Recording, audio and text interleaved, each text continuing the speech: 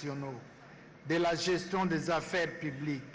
et des entreprises et des établissements publics dont ils ont la charge. En effet, les Congolais apprécieront le travail de leurs élus, non pas par le nombre élevé d'initiatives de contrôle, mais plutôt par des réponses correctives et concrètes qu'ils formuleront en termes d'amélioration de la gouvernance et du vécu quotidien des citoyens de suite de ces contrôles. C'est cela qui renforcera la confiance de nos compatriotes vis-à-vis de leurs représentants que nous sommes. Ainsi, les honorables députés nationaux feront usage en toute responsabilité de moyens d'information et de contrôle mis à leur disposition par la Constitution et notre règlement intérieur, en vue de l'évaluation de l'action menée par le gouvernement et les gestionnaires des entreprises publiques, des établissements et des services publics dans les domaines de leurs compétences respectives, au fait d'améliorer la gouvernance et de répondre aux aspirations profondes du peuple congolais. Honorables députés, chers collègues, distingués invités, toujours dans les domaines de contrôle, il vous souviendra qu'à l'occasion de l'examen et du vote du projet de loi de finances de l'exercice 2022, du projet de loi portant reddition des comptes de la loi de finances de l'exercice 2020 et du projet de loi de finances rectificative de l'exercice 2021, l'Assemblée nationale avait adopté une série de recommandations que votre bureau avait transmises au gouvernement et aux régies financières en vue de l'amélioration de la gouvernance financière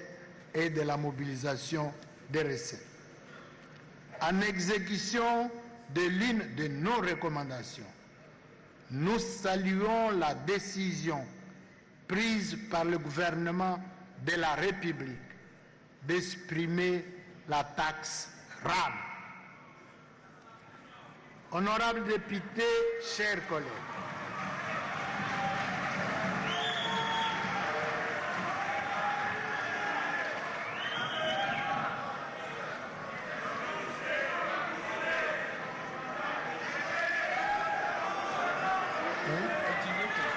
honorables députés, chers collègues, distingués invités, dans le cadre de la mise en œuvre de l'ordonnance portant proclamation de l'état de siège dans les provinces de l'Ituri et du Nord Kivu,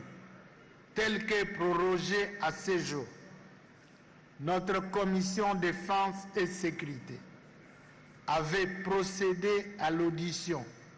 de membres de notre gouvernement. À l'issue de l'examen du rapport de cette commission, l'Assemblée plénière a adopté des recommandations que le bureau avait transmises au gouvernement de la République en vue de l'amélioration de la gouvernance sécuritaire. Au cours de la présente session, nous procéderons tant à travers les commissions concernées qu'en plénière à l'évaluation sans complaisance de la mise en œuvre effective de toutes les recommandations par les membres du gouvernement, les régies financières et les structures étatiques concernées.